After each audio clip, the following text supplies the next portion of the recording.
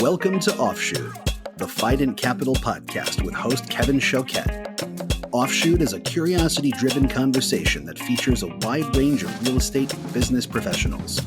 In each episode, we unpack the knowledge, vantage point, and domain expertise of our guests. Then, we move beyond the facts and figures and dive into the personal habits and mindset which allow them to be high performers in their respective field. This podcast's objective is simple: supporting entrepreneurs, fostering relationships, and uncovering meaningful conversations that positively impact business.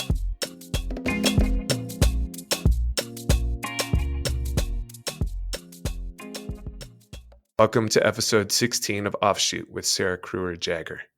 Sarah's come into her family business not by design, but through circumstance. Since joining the firm, she's become an absolute powerhouse in the commercial real estate industry and an epic role model for those aspiring to get into the juiciest part of the apartment business.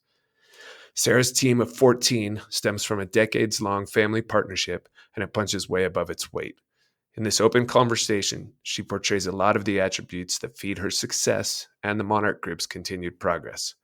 Listen in as she covers the family adversity that brought her into the business and navigating that bittersweet time, Monarch's mandate to get every deal right while building assets to own them long term, creating alignment in their team through a lean and mean culture along with financial incentives, staying in your niche and avoiding style drift, and how tumultuous times in real estate often bring the best deals, and the importance of conviction when that uncertainty is high.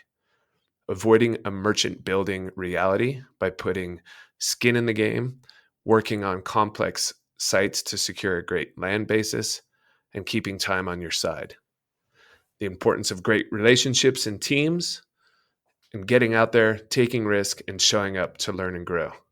And finally, the importance of taking care of yourself so that you can take care of others. I hope you enjoy the podcast.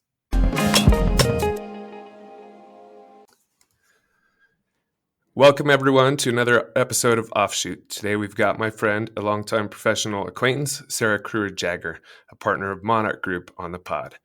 Monarch Group is a private real estate investment and development firm based in San Diego that's focused on entitlement, development, and acquisition of institutional quality apartment communities in the Western U.S. The founding partner's aggregate entitlement development and direct property investment track record encompasses over 19,000 residential units. Sarah joined Monarch in 2005 as a founding member of the Monarch Private Equity Funds. She works closely with the founding partners to set the strategic direction and overall day-to-day business activities for all of Monarch's wholly owned and joint venture investments. In that capacity, she leads the acquisition, pre-development, finance, asset management, and disposition functions, as well as manages relationships with Monarch's community and capital partners. During her tenure at Monarch, Sarah has acquired, developed, and sold over $1 billion in real estate investments, including over 7,800 residential units.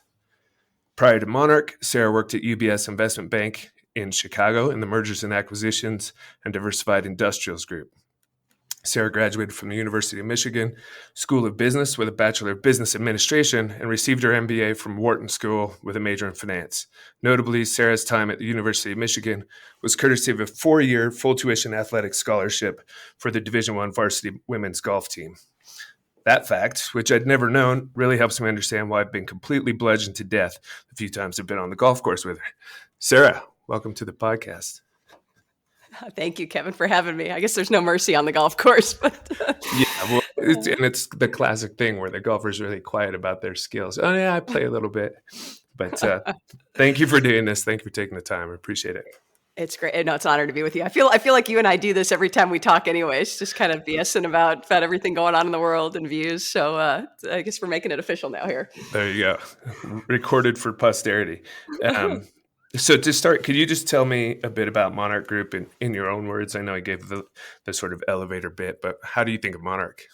Yeah, you covered quite a bit of it. I guess what I would add to that, we're obviously local San Diego-based multi-generation local business. You talked about what we do. We're apartment developers. I guess what I would add, a couple things. I think kind of most important off the bat, we've all, I was born and raised in San Diego. My partners have been here, together, building apartments for over 50 years. This is our hometown. And, we care a tremendous amount about this community, or invested in it in a lot of different ways beyond just work. And I think as a part of that, and a part of kind of the passion and how much we love our business and what we get to do day to day, we're really committed to kind of, hopefully being a part of the housing solution, because, God knows we got to, there are a lot of things we got to do to continue to build a lot more housing, and, a lot of other things that go along with that I'm sure we'll talk about. But I guess that's what I would add. We're a family business. We love what we do. Love working, kind of, again, with government, public sector, private sector, to be a good partner. And hopefully, again, delivering, some much needed housing solutions, being a part of that. Very good. The last guest I had on, he is just starting an investment management company. It's called T2. And from the outset, he's been articulating that it's a kind of multi-generational investment, which I find surprising, given that I think they're only 6 or 7 years into the venture. I wonder, when the founders got this going, did they have that kind of idea that it was going to be multi-generational? I don't know. It's a good question for them.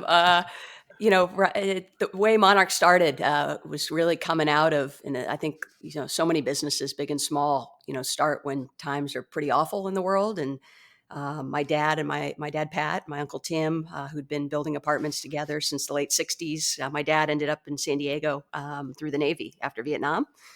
Didn't finish college, came out here, through the Navy, and started building apartments. And my uncle kind of came out and followed him. And actually another one of their brothers came out, kind of family business, again, since late 60s, early 70s. And fast forward, they formed Monarch in 96, 97, coming out of the Gulf War recession, which was pretty awful. And formed Monarch with Rod Stone and his son, Ryan, who just come back from Atlanta. Again, pretty crummy time to be doing things. I mean, very different world, Kevin, than where we are today. Our business obviously has become, very institutional over the last couple of decades. And, back when they had started Monarch, not that long ago, going out and finding pieces of dirt for $20,000 a unit in San Diego, people thought they were crazy. And this was in really nice parts of town. A lot of the institutional capital, et cetera, wasn't there the way we have it today. But, so they've, seen a lot of cycles, been through a lot of things, but for Monarch, again, coming out of Gulf War recession, fast forward. So it started, actually, right? It kind of started as a multi-generation business with Rod and his son, Ryan, in a lot of ways.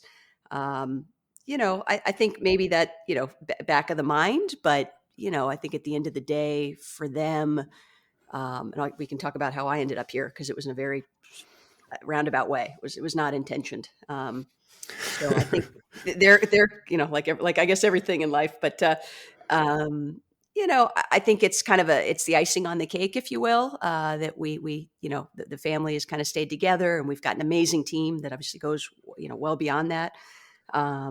But it's an amazing thing to get to do what you love every day with the people you love, right? And it's a combination of family and non-family. Absolutely. When Pat and Tim started building apartments, I just want to understand, is there a distinction between building as in like general contracting, or were they developers at that point as well? They were developers early on. Okay. When my uncle Tim came back, he'd finished school at University of Michigan, and also gotten his master's in architecture. So he was kind of an architect by background. Really became a builder himself we've always had kind of an affiliated GC entity, kind of fully vertically integrated.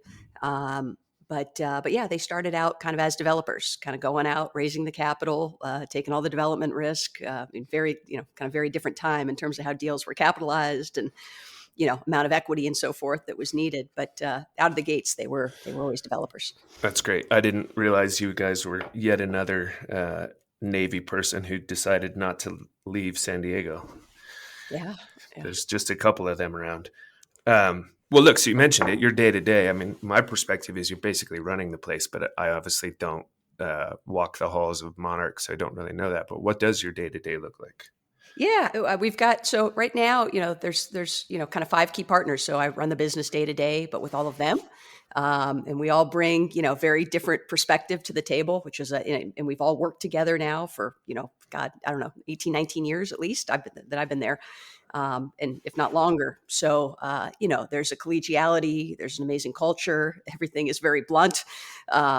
and I think that's, and sometimes it's kind of messy, but that's how we are, lean and mean and nimble and hopefully are kind of getting to the right, kind of making the right decisions as we, decide how we allocate, our capital, evaluating risk, et cetera. And then as we kind of move through the life cycle of the deal. So, I spend a lot of my time, I guess, from a day to day, yes, kind of running the business, and everything from sourcing and capitalizing, the deals that we ultimately do, taking them through, kind of putting the team together, running them through the, kind of acquisition, the pre-development, the entitlement phase, working with the community, working with our capital partners, all the way up the capital stack, and really sort of ultimately, hopefully teeing them up successfully to hand them over to, our construction team. Probably a little bit less active through construction, but we are still very, very hands-on. And, 9 times out of 10, we are the affiliated GC. So, very active in that. And then, I guess I kind of jump back in and get more active again post-construction. So, asset management, we used to have a property management firm. That's maybe the one piece in terms of the vertical integration that we no longer have, but we've had, really good success partnering with best-in-class property management companies, whether that's, an institutional partner that has a management platform or a third party that we've done a lot of business with. So, but again, still being a very active owner day to day on the asset management, overseeing the property management piece and, all the other things that come with kind of operations and, permanent financing, setting those projects up for the long haul after we, get through all the crazy on the entitlement and development. I think you and I would have talked about this before, but for years I've had this vantage point that developers are, for the most part, underpaid. And I know that's not necessarily a popular opinion in the broader population, but for the risks that are taken on and the kind of complexity that you just detailed from, inception to acquisition, entitlement, right-sizing your capital stack, putting together your team of consultants, finding the right property managers, doing the capitalization on refinance, managing all of the expected, unexpected, and even the not expected. There's a ton of risk, but in all of the attributes that you just went through, which part of it is today proving to be the hardest to navigate? What's the part that is holding back Monarch Group the most? There's a lot to break down there, Kevin. Let me answer your question, but then I want to come back to kind of put it into context for folks that are listening, because I think you and I talk about this all the time, right? The kind of the developer as an entrepreneur and kind of what that really looks like and framing that. And maybe I'll start there and then I'll answer your question. But exactly what you said, right? This business today is incredibly capital intensive. Land is not cheap. Costs continue to rise. You've got to put a lot of, obviously you got to go get debt. You got to put a lot of equity into projects, and in terms of kind of framing this, our sweet spot as a company is doing, call it 3 to 5, what I'd call institutional, size quality deals at any given time. So call it, sweet spot 250-ish to 300 units, ground up development. And so on each one of those projects, kind of as you alluded to, right, we got to go out, buy a piece of land or get some time through long option to take it through whatever that entitlement period looks like. That will cost on a project of that size, in terms of, and there's a lot of different costs, but the vast majority of it is getting those plans done, right? Getting the construction drawings done and teeing the project up. And that can cost a couple $1 million easily. And we haven't even talked about the time component and some of the things that can happen to slow you down there. But that's a couple $1 million out of pocket off the bat, above and beyond, whatever that land cost is, which is, could be in the, potentially tens of millions, depending on the structure.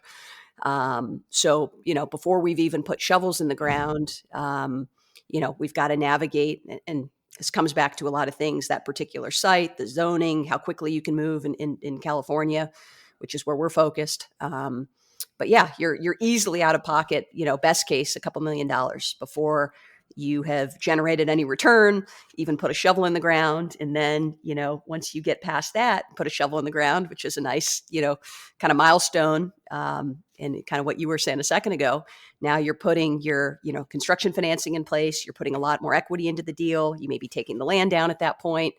But on these projects, again, that are roughly, call it 250 units, that's, it's kind of north of 100 million, probably easily all in, based on where land costs and and development costs are today. And so, at that point, you've got what could be $60 or $70 million at least of debt. And depending on the world and all kinds of other factors, we talk a lot, obviously, in our business about guarantees, completion guarantees, potentially repayment guarantees. So imagine, literally signing and these are not things we like to do, but we've done historically on a limited basis. But, I think for folks who haven't done that, it's, imagine, if you were going out to buy a home, basically signing on the dotted line so that, down the road, God forbid, you couldn't make your mortgage payment, the lender could basically come back after you to repay that personally. So not something we like to do, and obviously a bad word in our business, but to your point, there are all types of risks, both capital structure, the deal itself. And then I think, the biggest thing that's probably often overlooked. So again, now you got millions of dollars. And in our case, as a private company, we're utilizing our capital and our balance sheet, and that's our money. So, we cannot make mistakes. We're very much aligned, I guess, is another way to put it. But I think what also gets overlooked, we've got the deal itself, the team. I think all of this at the end of the day, like any business, starts and ends with the team. And that's us. We may have a capital partner. We've obviously got a partner on the debt side. We've got a whole team around us that we've built, the design team, the consulting team. And I think that's where it starts and ends. But, you also look at, all the things, Kevin, that we don't control, right, in the macroeconomy. And there are lots of things. You may have the best deal, the best team, and, the world can change. We're obviously living it right now and have been over the past 12 or so months. Things can change very quickly. And so I think, we spend a lot of time, again, the team that matters tremendously, but making sure that as we're the deal structure itself, because again, we're cherry picking a couple deals. We're not a huge volume shop. We've got to get every deal right. It's our money. We're tying it up for the long haul. And so, as we, I guess we talk more about this on the risk side, but there's so many things that I think, unless you kind of are in our business day to day, there's so many things that we do not control. Right. So you can execute and do all these things right. And you may hit the cycle at the wrong time. You may have a capital structure, where you've got to be out of a construction loan today where the world is. And so, again, there are just so many things that we do not control in this business that can really come back to hit you really hard. If, again, if you're not, and this is much easier said than done, but really setting deals up for the long haul, in terms of how they're structured, as well as, having a lot of, time and money kind of solves all problems at the end of the day. Mm-hmm. And so in all of that, going back to the original thing, and apologies for giving you such a massive thing to swing at, is there one element of, the myriad of challenges that come to the developer that you guys feel is the most impeding of your forward progress at the moment? Yeah, I'd say, today it's quite an interesting time, right? The last decade plus, if you were in our business, it was very hard to really screw things up, right? You had free capital, free money. It was hard to kind of to do things wrong. I think some of this, none of us have a crystal ball. But I think today, experience matters, having that capital, having that balance sheet, taking a long view, maybe being a little contrarian, that I think the experience of having been through cycles, and sort of having conviction and belief in the markets and kind of what you're doing, kind of looking through and kind of past this is really important. It's hard, especially when it's your money. But I think today, in terms of, if you ask, I guess what you're asking me, what's slowing us down or giving us some pause. I just think from a macro standpoint, and none of us ever have a crystal ball, but it's really, really important, especially times like this, to have a view, in terms of where we believe the cycle is going, where we are, and obviously how that's going to impact, any type of investment opportunity we're looking at. Today and this is the benefit of having partners who've been doing this, Kevin, for over 50 years. We're all constantly learning. Never seen it all, but it's sure nice to lean over to Rod, who's By the way, a lot of folks in our business basically haven't been in this business to see rising interest rates. Mm-hmm. And to lean over to Rod, who's, kind of lived through the 70s and, 18% plus interest rates. And, as we're kind of thinking about things. But I think right now it's just hard as we sit around and kind of talk about some of this and talk to a lot of people in our business, far, far smarter.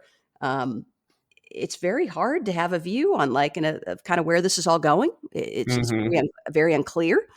And by the way, even if you do, we're probably wrong a lot of the time. It's like the good old pro formas, Kevin, that we all, we grind on, Yep. if there's one guarantee, it will probably be, we'll be off in every element, right? 2 to 3, 4, 5 years from now.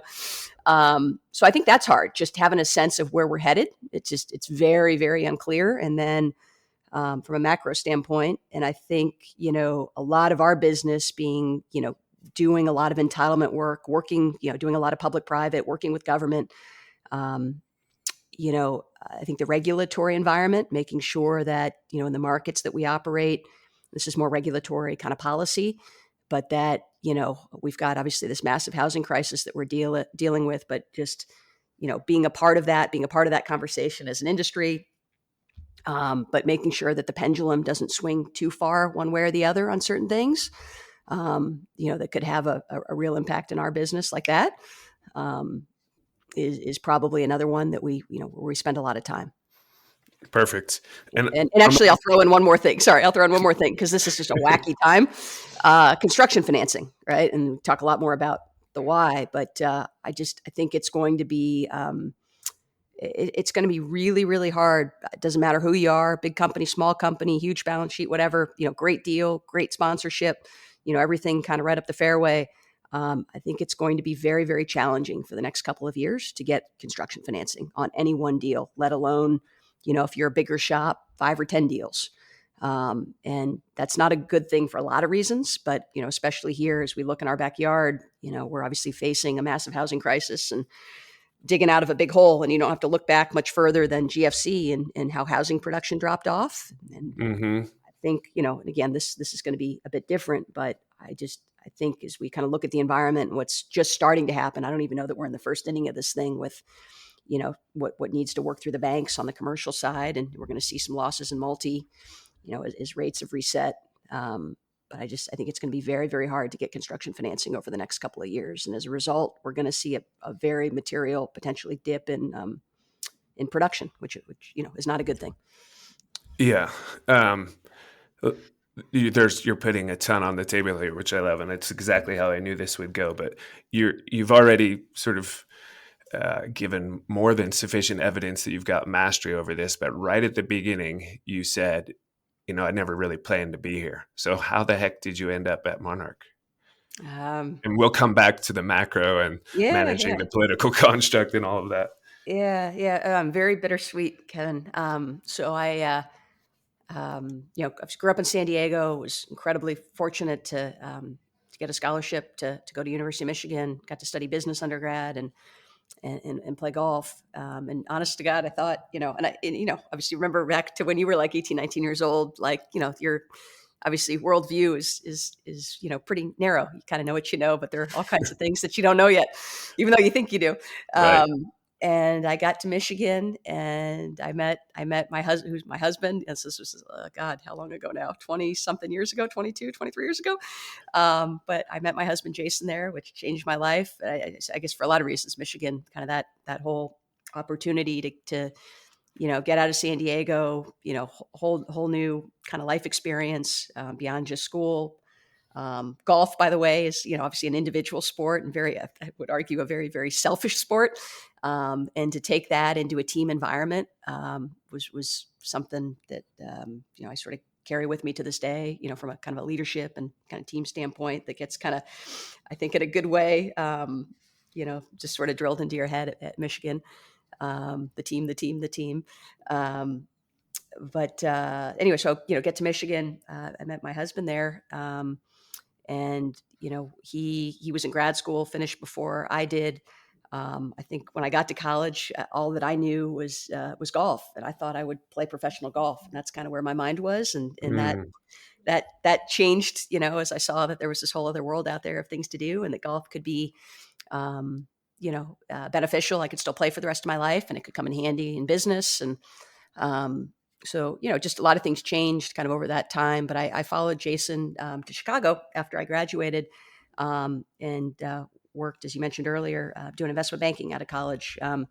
At UBS, and amazing experience. I don't know that I thought I would do it forever, but it was a way to pack many, many years of work into a few years and just kind of learn the nuts and bolts of how you value things. In this case, it was companies, but very applicable to real estate and lots of other things. And I think, from that experience, I was super fortunate. And this, I think, I don't know, we could talk about all this stuff all day long, Kevin, but I've been very lucky in life that it's not the sort of the company, the name on the door, it's the people, that you always come back to. And I worked for an amazing group of guys who, stayed in touch with to this day, who taught me a hell of a lot. And part of that, after I got there, my older brother, JP, passed away very suddenly of a brain aneurysm. It's kind of it's one of the worst things you could ever imagine outside of being a parent and losing a child. And so I came back to San Diego. Obviously was with family, and it changed everything. I ended up staying at UBS about another year, but that, Kevin, just it changed everything, and just kind of in terms of life perspective. My brother was in his early 30s. At that time, I was 22. Through that, and, again, very bittersweet, but that was really it, just wanting to be closer to home, closer to family. And, around that same time, so this was kind of 04, 05, the market was red hot. The guys at Monarch had built quite a portfolio of apartments coming out of the, forming the company, like we talked about, coming out of the Gulf War recession. And we're basically selling everything to condo converters, and trying to figure out, love the business, kind of what do we do next? So there was this incredible business opportunity as well, but again, very kind of bittersweet. And a lot of it was driven by JP passing away. Yeah. That's horrible. I hadn't heard that story. Sorry about that. Yeah, it's again, I don't know a better way to put it into words, but yeah, that's what brought us back. So, obviously think about him every day, and there's a lot of good things that came out of that. But I don't think I would have been kind of back here otherwise. Yeah. It brought you back home, and it got you in the family business. And I guess that's, yeah. Well, you've mentioned it several times, the team, right? And I believe there's about 14 people at Monarch, between the sort of in the hallways, in the office, driving the business. And then you mentioned you guys are either a lead or affiliate GC to sort of control or heavily influence the vertical construction. So you've got guys out in the field as well. Through all of the cycles, going back to what you just said with Rod and kind of hyperinflationary times with high interest rates, and, the inevitability of this whole marketplace looking at data at the same time and making decisions in unison, individual decisions in unison that basically create these cycles. There's inevitably sort of difficult times and really good times, and scale in the face of that kind of macro phenomena is sometimes difficult to reconcile with. Do you stay small? Do you scale up? How have you guys thought about, weathering cycles and the size of the team to kind of be built, to endure and to be able to capitalize on opportunity when it shows up? Yeah, it's a really good question, Kevin. I mean, there's obviously, and you see this every day, right? Right, we both do. There are a ton of different ways to set up companies and to be successful. For us, I think what we've figured out, and there are probably a million different things we're not good at. I can tell you a lot that I'm not good at. But we've kind of found a mousetrap, in a kind of talk a little bit about how we're set up, that has worked really well for us, and we've stuck to that. We've been really, really disciplined about staying in apartments in Southern California.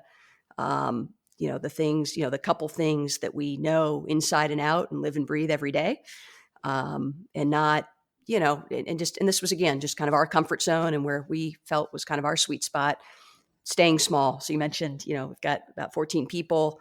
I bet you every single one of those, outside of our associate who's now been with us for a couple of years and hopefully will be with us for the next 20, we've all worked together for 20, 25, 30, even more, right? So in some cases, years.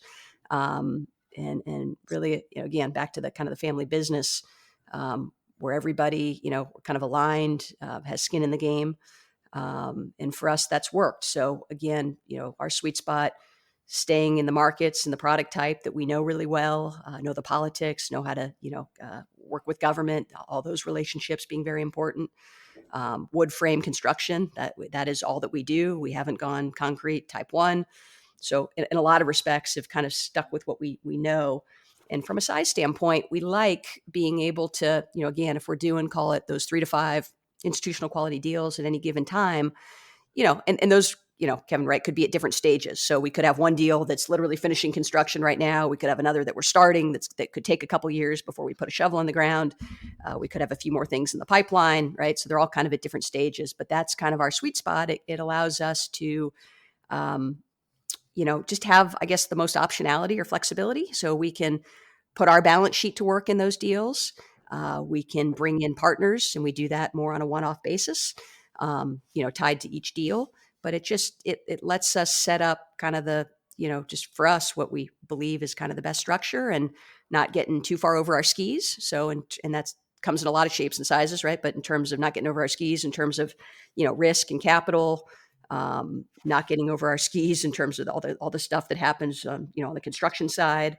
And then I think just from a people and a time standpoint, right, making sure that it allows us to be incredibly hands-on. All of the partners, again, we all love this business. I mean, we've got a whole team, but we are incredibly hands-on too, all the way around. And so, when you've got a few deals like that, you can be intimately involved every step of the way. And I think, that plays out through the whole life cycle of the deal. But I think, one of the things we found and we're really proud of is, every single project that we do, because we are so hands-on every step of the way, I think it really shows up in the kind of the quality.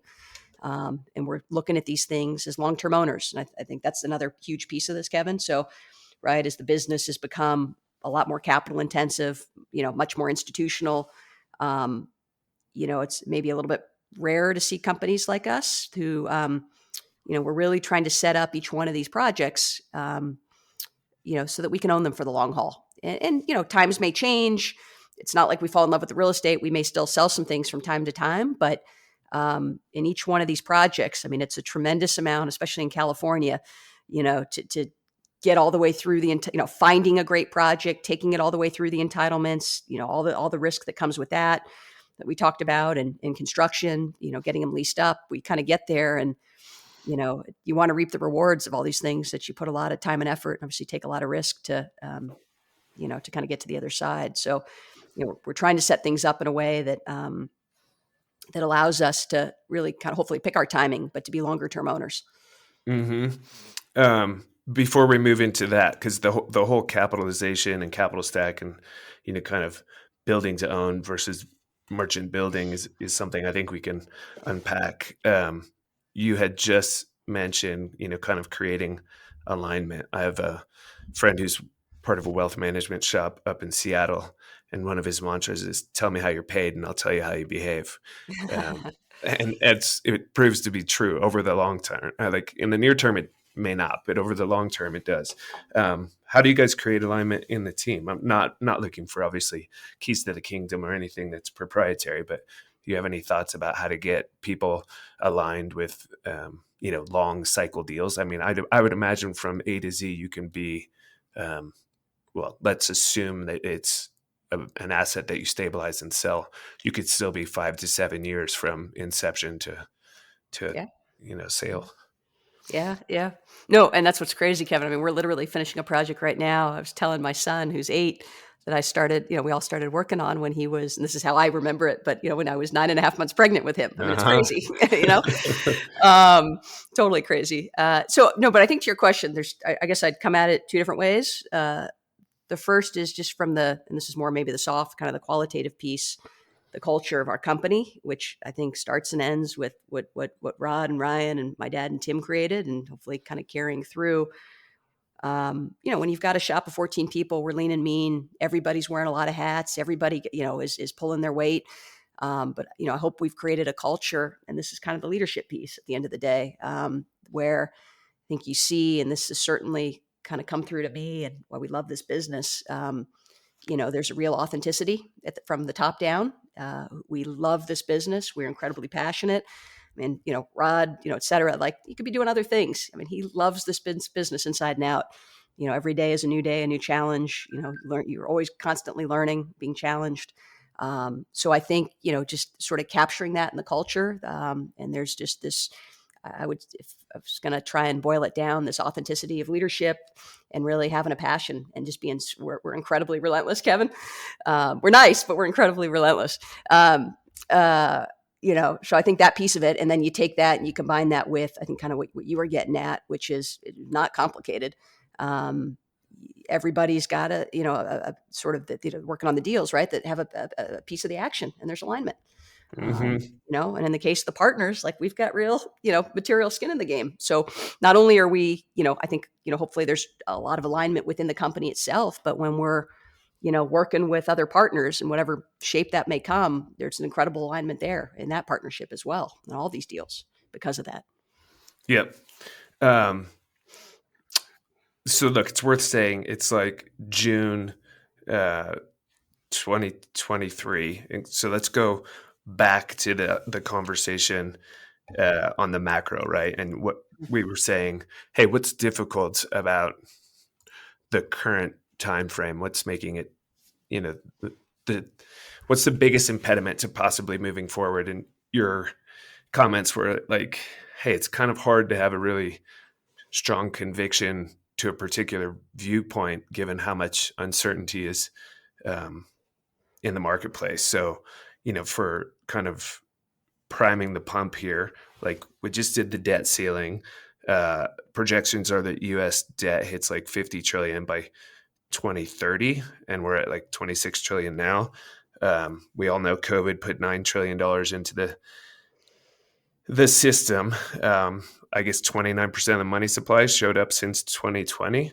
I guess maybe some of that's coming back with the quantitative tightening, but maybe inflation peaked around 9%. There's still $17 trillion of cash at the banks, just excess. Well, not necessarily 3.5 trillion more than trend line still sitting out there. The bank deposits are down, but I did a little research, down like 500 billion, which in the scope of 17 trillion isn't huge, but the loans aren't repaying because refinances are difficult and costly, and it's better to stay with the debt you have. That's slowing production. We've got like 3 banks that have failed. So everybody's looking for deposits if they want to have a banking relationship with you or extend you a loan.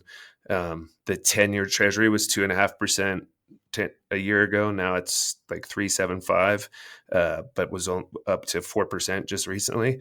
And prime a year ago was 3.5, and I think today we're at 8.25. To say it's a difficult time is a bit of an understatement. What's interesting though is there's not like the kind of distress that we all saw in the Great Recession, where it was clear, we're moving to risk off, and looking at the paper was probably better than looking at the asset. And, that I don't know that we're going to see that kind of thing now, but, knowing the direction to go. And, you made a comment on construction debt and the scarcity there, but yeah, what are your thoughts on the macro? Like, where are we going from here? Where are cap rates going? What kind of construction's happening? What's going to happen with office? What's going to happen with, there's a million things we can go from here, but yeah, there's a lot there. I mean, Kevin, I don't know anyone, I don't know about you, who 12 months ago, back to kind of how you teed this up, would have said, hey, fast forward 12 months, we're going to have, SOFR is going to be north of 5, Fed will have moved rates 500 plus basis points. I mean, just the pace, you kind of look back, the pace of that change has been pretty damn rapid. I mean, it's obviously very, it's caught our entire economy off guard, let alone our industry. yeah. So in terms of where we go from here, again, and this is the humility I think what our business instills in us, because none of us have that crystal ball. We gotta have views. We got to make decisions. We got to look at all this. But again, I think this is, I was talking to Rod about this the other day. I mean, this is in terms of the different points and the cycles that we've experienced. And I think you got to go back way before this too, and really look at history. I mean, there's a lot to this. You kind of learn some lessons, even though it's always a little bit different. This one's pretty damn hard it's complicated and hard to kind of see a forest through the trees and kind of, to analyze. But I guess our sort of personal view, I think the Fed is very committed to staying the course, and that it's going to be sticky. And they're walking, obviously, a very big tightrope here. I don't know if we see stagflation, but, I think, in terms of how we're looking at things, I think rates will remain somewhat elevated for the next little while, whatever that is, the next couple of years, as the Fed really taps down on inflation. And that may have some, that may really hurt in some places, but my sense is they're going to stay committed to this.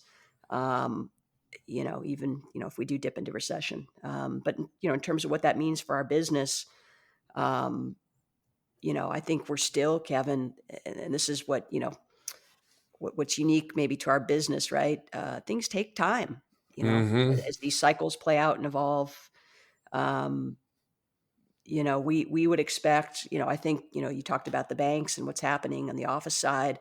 I mean, if you talk to anybody, that's not an area that we know well. We've done some entitlement of office. But I think, that's a very, very hard place to be. And if you talk to, there are a lot of very, very smart office owners, investors, developers. I just think it's hard to say what that market and what that industry looks like over the next kind of 2 to 3 years as it evolves, kind of post-COVID. And so I think with that, kind of what you alluded to, I don't even know that we're in the first inning of what's coming there with all these loans that are maturing, it's just this perfect storm of, obviously massive interest rate movement that's happened very quickly, debt that's got to be taken out over the next couple of years. And you can see all that in these kind of the wall of maturities, vacancy way down. I mean, we're already starting to see, pretty large buildings and very big owners handing back the keys in big cities throughout the country. And as you know, too, like all this takes time, right? So when any given, go back to the micro, right? There's an office building in downtown, whatever it may be, or suburban, whatever it might be, that may get kicked over to special servicing. That, this stuff takes months and months and months to kind of work its way through the system to the other side. And while that's happening, and that's just the banks, you've also got, major institutions who have exposure. And may not be marking to market on a daily basis, but they're doing that kind of, they lag a little bit, maybe 60, 90 days to the market. And so all that's going to take time as well. And until, I guess kind of zooming back up to the macro, but until, those institutions, whether it be bank or an institutional investor, sort of realize those losses and kind of right size their books, there's not going to be a lot of lending capacity in the system, right? And that's debt and equity, right? They're going to reserve for those losses and put a bunch of resource on them and try to minimize their exposure. Exactly. Yeah. And to your point on that, and back to, I guess, our world and where we're focused on the construction side and the production, if you're a bank that's, again, right, as you said, Kevin, you've got a pretty good view looking forward on your balance sheet of where those losses may be over the next 2 to 3 years, right? This isn't just like tomorrow, but this is looking forward over the next couple of years. You're reserving capital. You may not be, lending on the construction side at all because the capital that you got to allocate there. This better than I do, but to go out and get any given construction loan today, just conventional. There are different ways to go about this, but that, that's now, at least from a bank, that's, lower, obviously lower loan to cost, loan to value, and, probably 8.5% money, give or take. Right. Yeah. And it's very hard to, even if you've got a willing lender, I think there's still liquidity there, but, it's very hard to make those deals pencil for, based on where land costs are and construction costs. Yeah. Let's drill into this though. So let's go 18 months ago. Let's say, we've got our 200 unit project and we're full speed ahead. I'll use your example. We maybe already own the land, or maybe we just have it under contract. We're now $2 million into it to get to permit ready. Mm-hmm. And 18 months ago, we would have borrowed, let's just say, tight spreads, kind of frothier market, I don't know, SOFR 250, SOFR 275, right? And Right. SOFR was 0.5. So you're Right. talking about getting 3.5% money. And Mm-hmm. if you size to the takeout, which at that time would have been, let's just say 4%, maybe even sub 4%, you Mm-hmm. probably could have got LTC. Let's just take a swag at it. Maybe 75% LTC can get taken out by the then in place perm debt. Mm-hmm. And so your return on equity looks great. Your cap on cost as a function of capitalized interest looks more, lower capitalized interest looks more attractive. And now you come to today, all your underwriting is completely out the window. SOFR's at 5.5 or 5.2, whatever it's Mm-hmm. at today. And, Mm-hmm. and you're probably, instead of SOFR 250, you're probably SOFR 275 to SOFR 350. So exactly what you said. Now you're at 8.5, and you might be sizing your perm to a 5.5% rate, which means 60% LTC is probably going to be pushing it. And Mm-hmm. more to your point, the banks are just going to be like, well, look, if we want to put out money, let's take the most attractive risk adjusted returns and we'll offer you 50 or maybe 55. That's a So completely different investment profile for the equity. And yet, if we're talking about San Diego, for example, you're still in a supply constrained market. You still, well, we could talk about costs later. mm-hmm. I think that's enough. Do you move forward? Do you move forward when the world changes that much on you? And it's like, right. So we thought we were going to put in 25 points of equity. Instead, we're going to put in 45 points of equity. Do you still hold on the overall investment thesis, or how do you?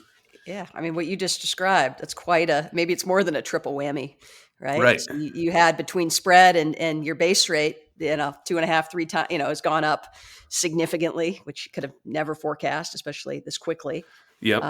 And that, not only affects your cost of capital, but now your leverage is a lot lower on top of it. So yeah, I mean, it's quite something. Honestly, Kevin, I come back to, you got to look at this from more of a macro, but always come back to the deal itself. Each, Mm-hmm. kind of at the micro level, it's very much going to be a case by case basis, and that's what we're seeing play out now. Is this all, again, we're not even in the first inning of this thing, right? This is going to take time. But I think if you talk to, I mean, you're on the front lines of this. You talk to folks on the equity side who are doing a lot of the capital raising.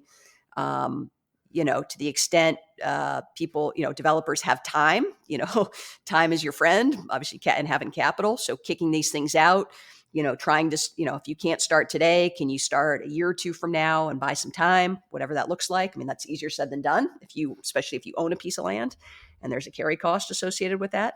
But again, even in San Diego, by the way, it's one of the best performing apartment markets in the country right now. So the fundamentals look great, as you said, across the board. I just, given that a lot of these, and we're talking, over, big institutional deals require institutional capital, require a very large construction loan. Mm-hmm. And if you are sitting today ready to put a shovel in the ground, right, it means you started that deal a couple of years ago before the world dramatically changed. And so all those things you alluded to, that's how you were underwriting it. And so, is your capital partner still there? The bank financing is going to be very different. I mean, we're kind of in triage right now, but again, because of that, I don't know that a lot of these projects get off the ground right now. Yep. And it's a very, very much, I wish there was, an easier way to say this, but it's very much, I think it's a case by case basis.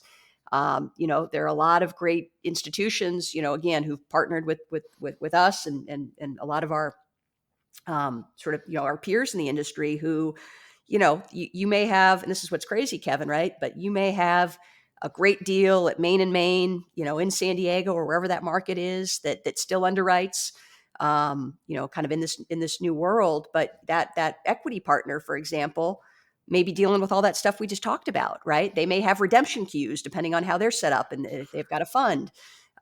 They may have office exposure, right? I mean, they may have lots of other reasons that have nothing to do with that particular sponsor, that relationship, that deal. That that you got to go back to the drawing board. Well, there's another quality there too, and this maybe can be our segue over to the conversation of institutional. But a lot of times when, back in the day, I think you guys had some exposure to actually, it doesn't matter. Let's just say an institutional investment bank. You already made the distinction earlier about our money, right? And the institutions, unless you're talking about a family office or something very close to that, you're talking to a professional who's building their career and has, in my opinion, a lot more downside in making a call to make this kind of an investment. Let's just stay with the example I outlined. And they say, yeah, let's go. Let's take the 45 points of equity alongside Monarch Group. I think it's a good time to do it. There's a lot of exposure for them to do that now when there's uncertainty on cap rates, the levered returns are not as attractive. I think that's another reason this becomes difficult. They're not as convicted as somebody writing their own check because it's not their money. What they're really worried about at the end of the day, getting fired. Yeah. Yeah. I mean, there's a lot you could go there, but yeah, you look at where the world is, all the uncertainty. I was just talking to somebody about this, more kind of anecdotal, but I think this is kind of right along the lines of what you're saying. So, LA, there's just, that market very volatile right now. You've got Measure ULA that passed and kind of went into effect a few months ago. So there's some regulatory stuff, still coming out of COVID. I mean, a lot of things happening there, but you're seeing, and again, this is like very handful of deals because we're not seeing a lot of transaction volume given that we're kind of at this crazy crossroads right now. But, if you're that guy or that gal at that institution, that asset manager, the project manager who's kind of making that, sort of that deal person, right? Who's going to investment committee, sort of putting their neck on the chopping block at a time like this. LA right now, there've been some deals that have traded, that traded a year or two ago that folks thought were great trades. And it's kind of that catch and a fallen knife that I'm just kind of making up a number that may have traded at 150. Now it's 130 and maybe it's going to be 110. So, and these are on core deals, by the way. This isn't even on the development side. So, if you're that person in that institutional shop, is now the time to be sort of putting your neck out for something like that. It's maybe easier, and maybe it's the right thing too, to do nothing. Sometimes it's better to do nothing for a little while. And so I think you're seeing that play out. I think that's exactly what's going to happen. Let's do nothing because there's just too much uncertainty, which only further cascades into what you're saying, which is there may be a macro pullback on all the stuff on the front end of the pipeline, the development side of the business. Do you guys have a view on cap rates right now in terms of, I mean, obviously there's upward pressure when your perm rates are at 5.5, but we also have inflation. And if you think, being in hard assets is a good place to be in an inflationary environment, then what does that do to cap rates? Yeah, I think the context matters, right? Do you need to sell right now? Are you selling in this environment? Again, I think just talking to a lot of folks who are kind of on the front lines of this, and very market specific, right? Because there's, especially as we're seeing more supply in certain markets versus others, I think maybe we see a little more divergence. But there's no question that if you've got to go out and sell, sort of a Class A multifamily deal today in a primary market, Jesus, I mean, rates may have moved 75 or more basis points from where they were a year ago. I'm sorry, cap rates. Yeah. And so, values, given all the stuff, Kevin, you walked through in terms of the debt, et cetera, but, values are down arguably kind of 15 to 25%. And that really, again, depends very much market by market. I'd say though, kind of the outlier, we've seen this a little bit, but again, there's just not a lot of deal activity, right? Because if you don't have to sell, you're not going to. But for like those A++ location deals that are just irreplaceable in great markets, I mean, there was one that traded not too long ago here in San Diego. You're still seeing sub-4 cap rates, but that's very much an outlier. I think if you're looking at stuff today, just say in our backyard here in San Diego, and you had to sell, you're probably looking north of 4.5 to 4.75 cap. Mm-hmm. But that's the real question. Do you have to sell? Yep. Totally. Let's talk about institutional. And in this business, I think you and I would agree that term's thrown around pretty loosely and with a lot of different implications. You just brought it up in terms of institutional equity partners. to me, I kind of see it as two things. One, it's a certain style of products and management, be that on the capital side or on the asset side. And two, it's associated with longer lived entities with a robust enough infrastructure that it can kind of hold, refine, and distribute knowledge, usually for a competitive advantage, right? I think of like a Goldman Sachs or something. Like if you get on that platform, there's enough information in it that it's got a feedback loop that's improving its competitiveness on the regular. With that, I see you guys as an institutional shop. I wonder how that word lands for you, and what's it mean to Monarch. I guess even more importantly, would you agree? I don't know. I don't know, Kevin. That's an interesting one. We've been super, super lucky, fortunate to have incredible, call it, quote unquote, institutional equity partners, and on the debt side as well. Um, and again, I just keep coming back to it because it is our whole business, is relationships and people. And so, whether it be a Goldman Sachs, or other partners we've worked with, who are a lot bigger than us, and have obviously much larger balance sheets, tremendous experience, and just, again, we're seeing things, I guess what we bring to the table, right? Where there's this great sort of marriage and partnership. We're obviously very focused, within a few geographic markets, kind of in our backyard here in Southern California, on multi. And what's great about a lot of these, is kind of you teed up these institutional partners who have these much, obviously a much bigger platform, a lot more breadth across CRE, different funds, different products, et cetera. There's a wonderful kind of a wealth of knowledge there that we get to kind of tap into, kind of for more of that kind of macro perspective. But I don't know, I guess maybe we fall somewhere in between, but it comes back to these partnerships that we have with those bigger institutions. And maybe that's why you would describe us a little bit that way. But we've just, again, been very lucky to have, repeat business with a handful of partners who, again, are much, much bigger than us. And so much of this, obviously this business, very, very cyclical. You go through the ups and downs. We're kind of in one of those right now. And we've certainly been there before, and we've had incredible partners, again, much bigger than us, who had lots of other things going on, who could have, we were the little, fly on the, kind of fly on the wall, if you will, but hung in there with us and, came out the other end, obviously very, very successful. It's just kind of back to those long-term relationships. So yeah, I mean, I guess some of that makes sense, but. Well, but look, here's, if you,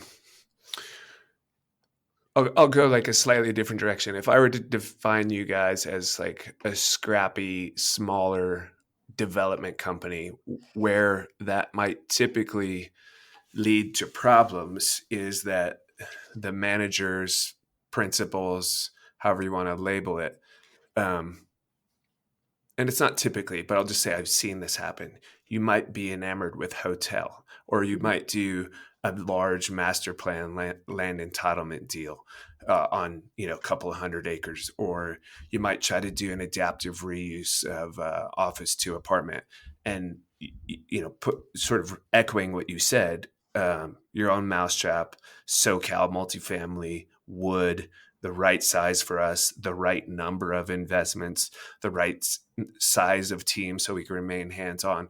Like that to me is what makes Monarch feel institutional. The rigor that you guys bring by just staying in that single lane over and over and over. Nobody's telling you to do that, right? A lot of entrepreneurs chase shiny stuff. Like, hey, that looks interesting. Let's go do that. I don't know. Any thoughts on that kind of a... Yeah, there's I mean, don't get me wrong, Kevin, my partners too. I mean, we love to do deals. Right. But that the fact that it is our capital, we are taking a lot of risk, just inherently kind of in the business that we're in. It's forced us to be very, very disciplined and very, very picky. And so if that equates to, I guess when you say institution, there's an institutional knowledge for sure. That again, I'm lucky I get to tap into, that goes, Rod's been doing this well over 50, they've told me to stop counting at 50 years. But a long, long time. So yeah, if you want to call that knowledge, that real experience, which is, again, having been through a lot of cycles, been through a lot of ups and downs, learned a hell of a lot of lessons, and come out the other end time and time again, but taking nothing for granted in terms of going forward. Sure, I guess we'll take it, but there's Right. there's a partnership there with those institutions, and I think why it works so well. Yeah, maybe we bring a similar mindset based on that discipline and based on kind of who we are and we're our setup and our culture. Um, but we couldn't do a lot of the things we do without those bigger partners. And so, where we've kind of found a sweet spot with that and these relationships. Yes, these are much bigger companies in terms of dollars and people and all the stuff you would look at on the surface. But there's still, in terms of the people that are there that have been at those companies for a long time, there is still, I would say, a very similar kind of scrappiness and sort of entrepreneurial bent, if you will, to the folks that we've had a lot of success working with. That's cool. There's an alignment in terms of your thinking over how to run the business. Mm-hmm. Mm-hmm. Yeah. I'm going to go back to merchant building and your mention that Monarch is trying to build to own. So this is an evergreen conversation in my role in the business. Guys will say like, hey, we really want to build this to own it for the long term. How do we do that? I was actually having the conversation yesterday, and a much smaller deal, but we'll just keep the conversation in terms of points of leverage. They have an attractive cap on costs, so they may be able to get, say, 70% LTC. And then they're like, yeah, but we just want to refi everything out so we can get all our equity back and hold the asset and go do another one. And then, of course, we go back to the conversation we just had, which is, perm loans are at 5.5%. You're not going to get all your equity out. And then they pretty quickly come to the conclusion, well, let's see, if I sat and just clipped my portion of the cash returns, it's probably akin to like 7 or 9 years of cash flow if I were to just sell the asset at stabilization. And so they sell, they pay their cap gains tax, and then they do it again. And all of a sudden you're a merchant builder as opposed to somebody that's able to build, stabilize, and own assets for the long term. Mm-hmm. I know you guys have been successful in doing that. And I think in doing it in ways that are, you're not reinventing the wheel by any stretch, but they may be a little atypical for guys who find themselves in the situation I just described and kind of don't really have any other choice than to build, stabilize, and sell, and then do it again. So I just wonder how Monarch thinks about structuring your capital. And, it's not the right thing to sort of call it redemption rights, but, being able to find partners that allow you to participate in a meaningful way in the long-term ownership, as opposed to getting shoved to the back of the bus and, having this sort of synthetic drive to just ring the cash register to exercise the waterfall to actually get paid. How are you guys navigating all that? Yeah, it's really, Kevin, you teed it up really well. It's really, and you see this every day, right? It's Right. really hard to do. 20, 30 years ago, you might be able to go out and get some crazy amount of leverage, put very little equity into a deal, obviously land costs, hard costs, et cetera. We're not anywhere near what they are today. So it was a different model. Obviously today, much more capital intensive business to build any one of these 250, again, institutional sort of quality size deals. Very, very expensive. It's hard to do for a lot of reasons. I don't even know where to start. I mean, for us, I think maybe where you left off there at the end, it comes back to, again, if you're able to put, you got to have a balance sheet behind it. And some of this is, we're only doing a few things. We're not trying to do 100. But basically putting like real meaningful skin in the game, because this all comes down to control, right? And how you make decisions. So, again, we may be 100% of the deal. That simplifies things quite a bit, right? Because it's our partnership kind of calling the shots. Where we've got institutional partners, historically, we've put a lot of skin in the game as well, so that we're kind of side by side, right? We're not, again, the less you put in, the less, all the things you alluded to, right? The less kind of decision-making sort of controls and rights you're going to have on all those major decisions. So, I mean, that's, I think, how we've been a big part of how we've been able to do it, but it's really hard in practice because, again, every single one of these deals needs a lot of capital. So I think the sweet spot for us, or kind of how we've gotten there, it takes a few things to line up, but it starts with having the balance sheet and the capital, controlling these, going out and finding these deals. We would, if and this is maybe just our DNA. And again, there are a lot of ways to do this, but like, we want to go find something that, we can get into early. It may be really messy. That could be a greenfield, brownfield site, could be environmentally related, could be entitlement related, but, public, private, whatever that looks like, and come in a bunch of different shapes and sizes, but like where there's like a lot of work that's got to be done that just kind of narrows the universe of competition. And if we can get in there early through relationships that we've had for a long, long time, and kind of work through all that, get time to potentially take the land down, that helps to kind of get to that goal of kind of owning long term.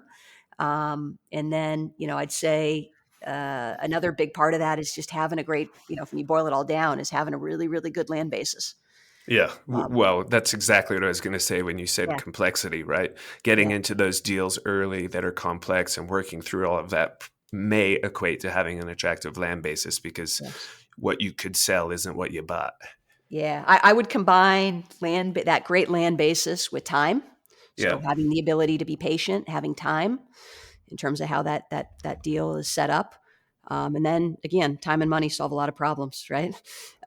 So having that capital there ready to go. And it's funny, as we look back, whatever, I'm kind of look back over a long period of time, and this isn't always, it sort of works out this way, but I think the most successful deals that we've done, when you look back, have always been actually in kind of times like where we are right now, Hmm. where, it's very, very hard to see the forest through the trees, very, very hard to have sort of conviction and a view on where things are headed, from a macro standpoint. A lot of other there's just a lot of, a lot of stuff flying around, a lot of risk. And very, very hard to get things off the ground. But some of those projects were literally next to impossible, that, folks told you were crazy or whatever. It just seems like, this contrarian, being a little counter cyclical, doing things when, and being a little more active, for the right reasons, when everybody else is kind of, is frankly licking their wounds, and just, or maybe doing nothing. Um, have turned out to be some of the better deals. But it's pretty scary to kind of hit the gas and go, and put that capital to work and take all the risk we talked about, when there aren't a lot of folks around you doing the same thing. Yeah. And as one of the other guests I had on the show said, vintage matters, right? What you're Mm-hmm. talking about is, we may be entering another year or two where it's a good vintage, right?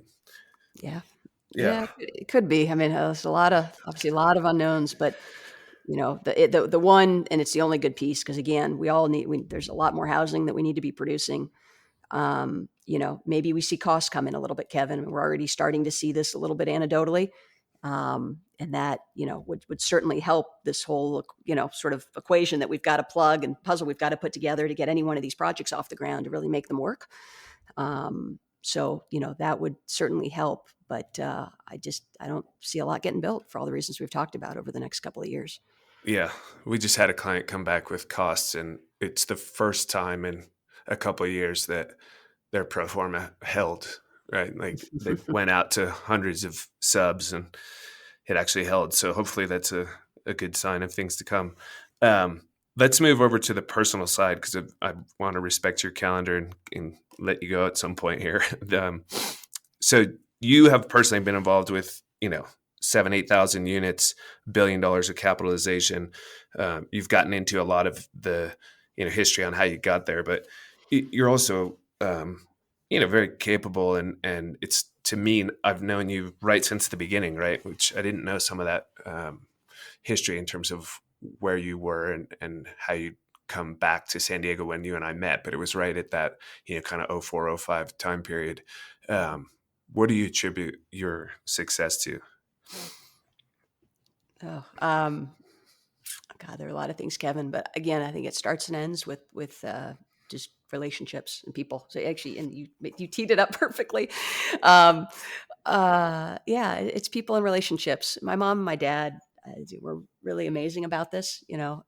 Just kind of not talking about it, but just setting a great example for how you treat people and how that comes back in spades, especially when times aren't good. Um, And so, it's funny. I was thinking about this earlier. I was getting ready for this, but yeah, it is funny. So you and I met through ULI Young Leaders.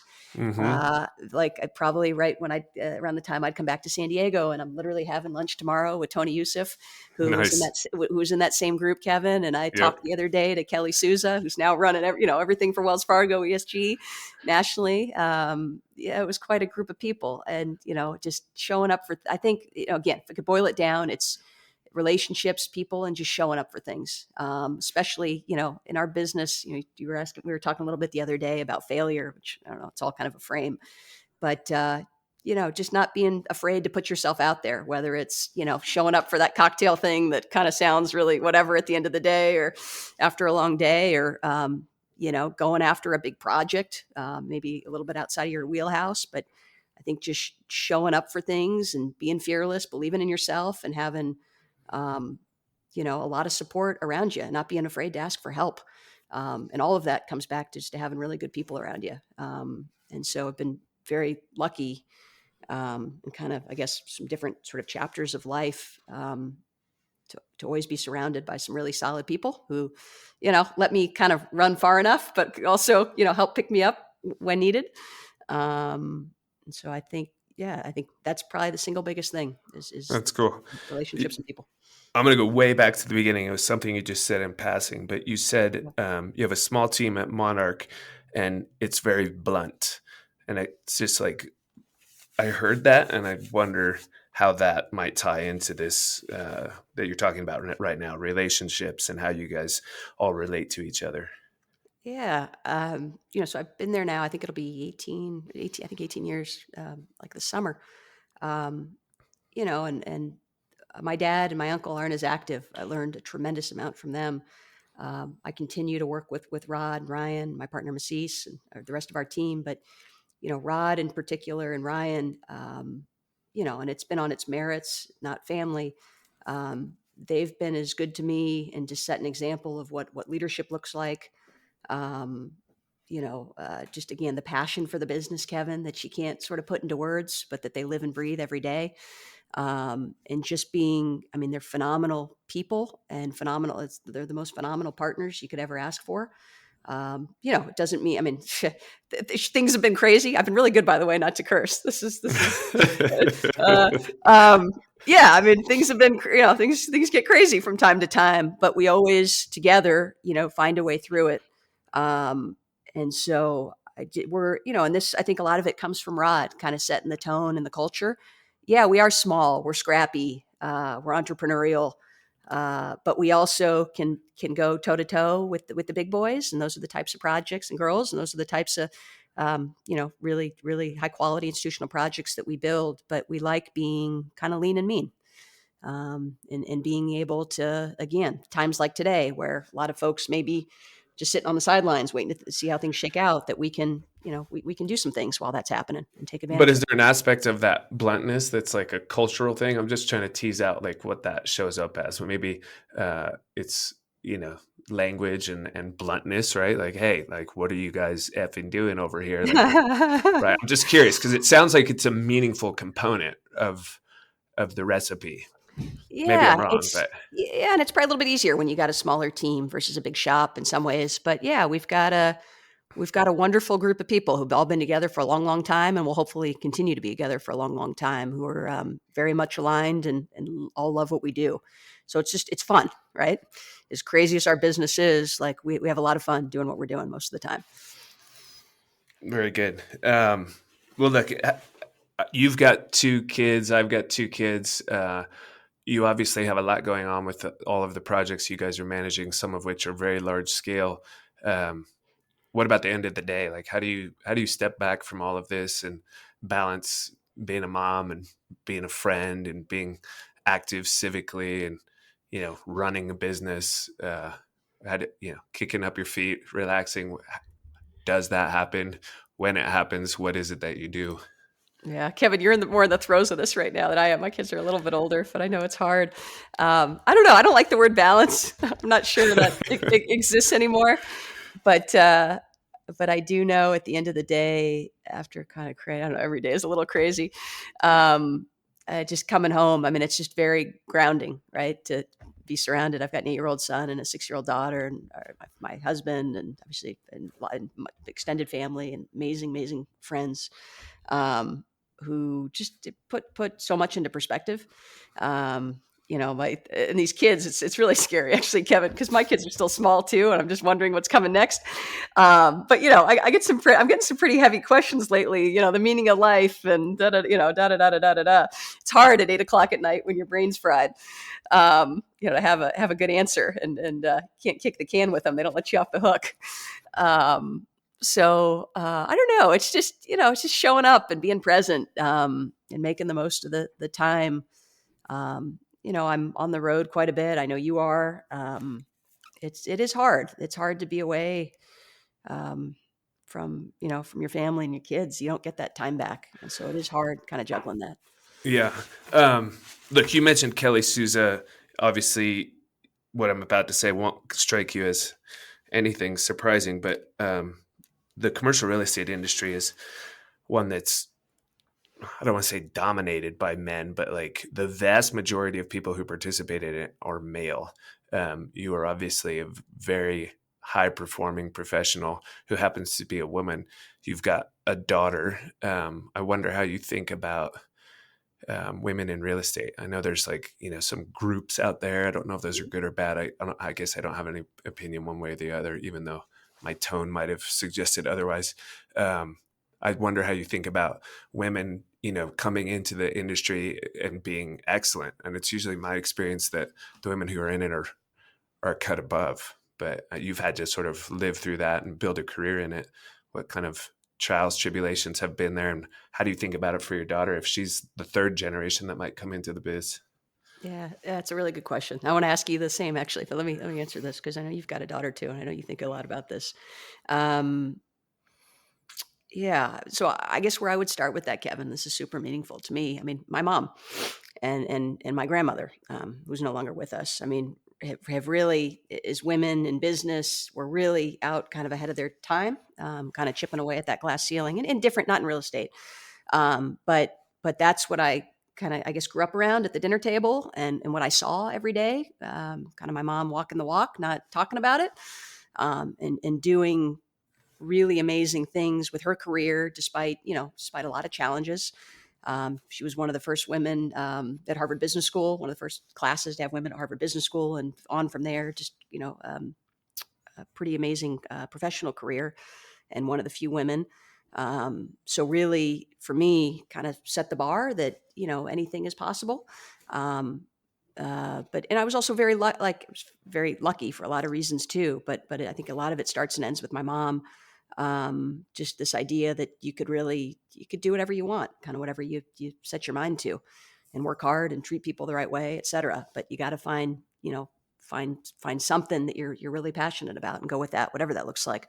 And so, Kevin, this one's definitely near and dear to me because, I've been in the industry now for almost 20 years, between when I was doing banking and this. And there are very few women. And by the way, not just women, but just minority, just the overall diversity, I think you've got to look at, whether that's race, religion, gender, sexual orientation, right? That could take a lot of forms.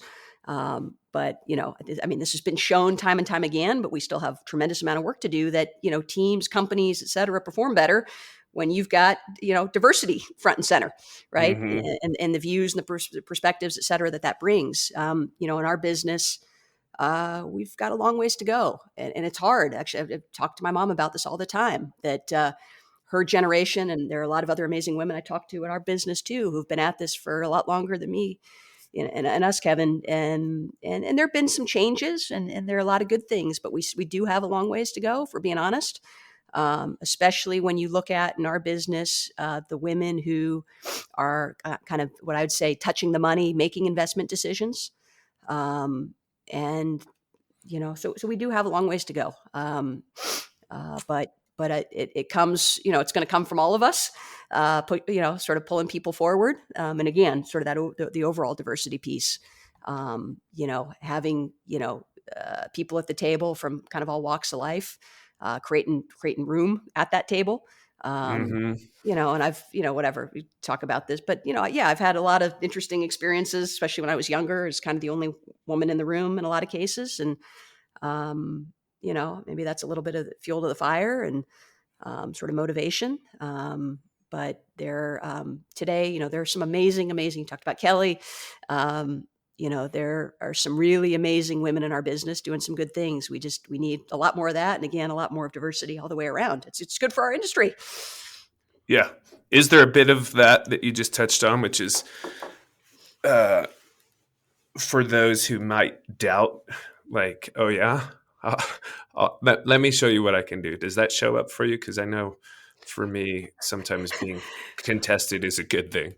Yeah, I'd be bullshit. Okay, here goes the bullshit. Yeah, that's about it. So you can bleep me. But yeah, of course, Kevin, I'm a competitive person. Very Exactly. competitive. I'm very competitive. So yeah, and we're all different. But yes, that's how I'm wired. Yeah, So I love it. So yeah. But I've been, by the way. So, but to your point on all that, like again, back to my partners. I've had a lot of people who've always believed in me, regardless of gender, skin, et cetera, et cetera. Very much kind of a meritocracy, which is pretty damn unique and something I really appreciate. But having people around, in this case, they were guys, but who believed in me and didn't see all that stuff, and it was about performance. Mm-hmm. Yeah, and yeah, that's awesome.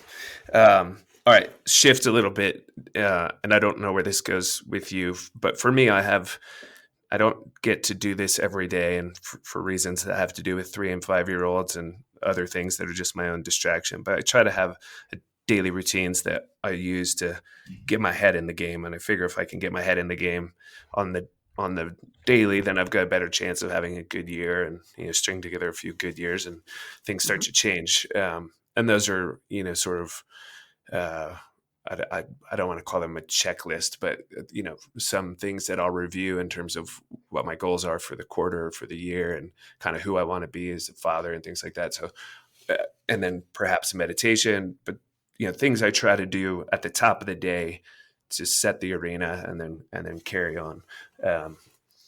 And exercise is a part of that just because it keeps me sane, lets some of the demons out. But I wonder for you if you've got any things that you do on recurring basis that you attribute to, your own personal performance.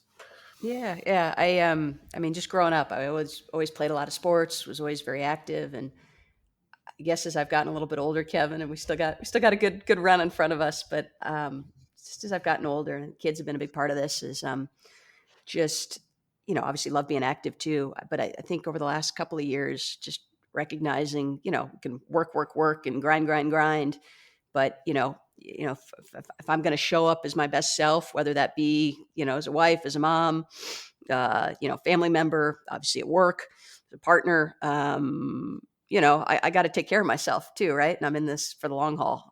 It's kind of a marathon, not a sprint. And so, and I've still, I think we've all always sort of continue to evolve and grow, and lots of work to do. But I've gotten a lot better over the last couple of years of, I say this, it's meant with humility, but like sort of putting myself first, taking care, how I take care of myself. And for me, kind of what you said, I know you and I could ski all day long and all the kind of the outdoor activity, but that for me is also just really helps kind of fill me back up and kind of and think and get away. And I don't know, there's so many, and just taking care of myself physically. So yeah, exercise is definitely a big part of that, whether that be out there ripping around trying to keep up with you and all the guys on the mountain, or just hitting the gym or whatever that looks like, but just kind of mixing that up on that front.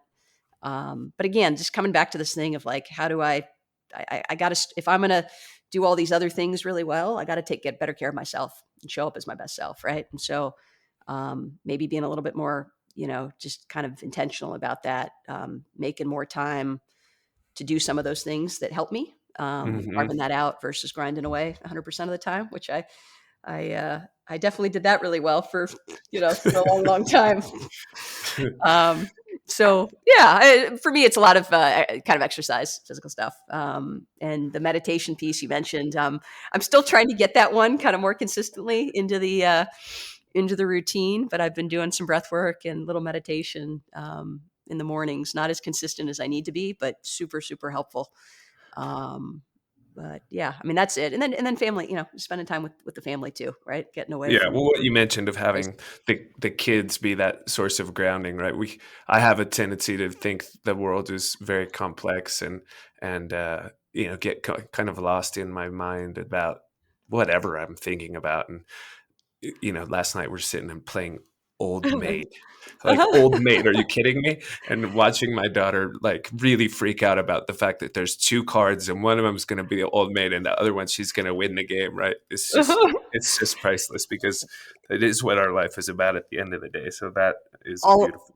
all of it, Kevin. I started about you. Like, my memory's terrible sometimes. So I've started to write down some of the crazy stuff my kids say to me. I mean, it's comical, and it definitely, lets you forget pretty quickly. They said to me the other day, because we've been seeing a lot of family the last couple of weeks, school's out, and my mom and dad divorced a long, long time ago when I was young. And so, they're hanging out with grandma and grandpa. And one of them literally said to me, like, that's your mommy and daddy? Like, how were they together?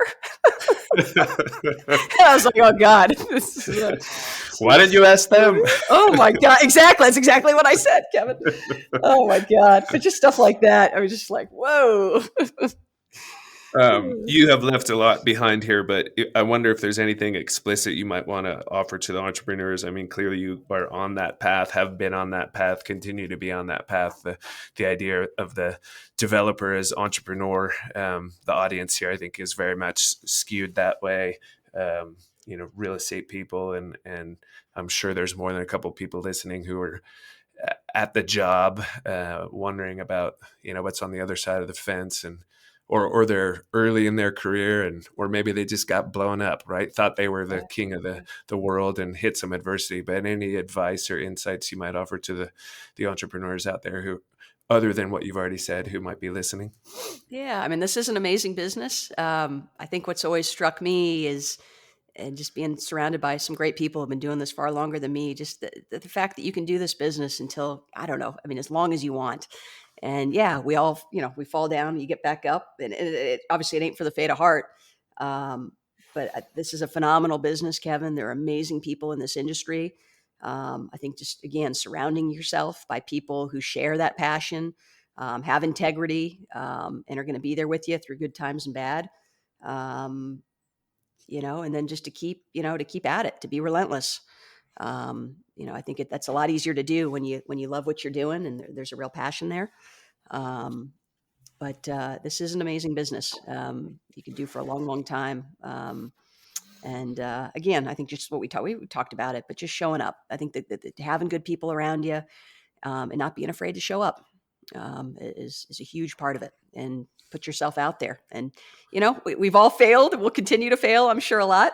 But I mean, those are just, I know for me and a lot of the folks that we work with, I mean, those are, I don't know, I don't like the word failure, to be honest, but just, those are the biggest times where you grow, right?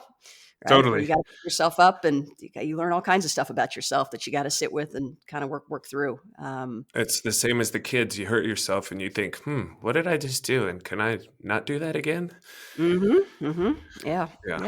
Constantly. So I just think, I mean, we all inside have a healthy level of fear sometimes. And I think it's just the stuff, again, by putting yourself in a situation where you got really good people around you who support you no matter what, that you keep putting yourself out there, because good things will absolutely come of that. I dig it.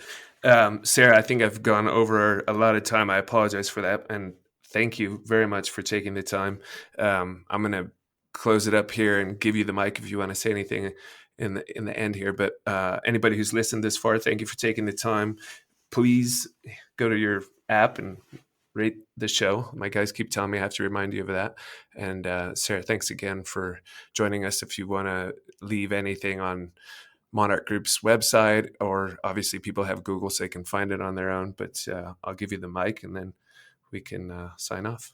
No, thank you, Kevin. This is it's been fun. I mean, this is like you and I just chatting. So a lot of fun. I hope it was helpful to folks out there. But yeah, I mean, and you teed it up, Kevin, too, perfectly. I mean, yeah, I mean, it kind of goes back to, I remember when you and I met at ULI and all that stuff. It's a lot of amazing relationships came out of stuff like that. So just very, very appreciative to be here and look forward to, doing this kind of stuff and hopefully projects and all kinds of other things for a long time to come. We'll see what the next 20 years brings. Hopefully 40, right? I mean, come on. Right, exactly. All right. Thank you, Sarah. Okay, thank you.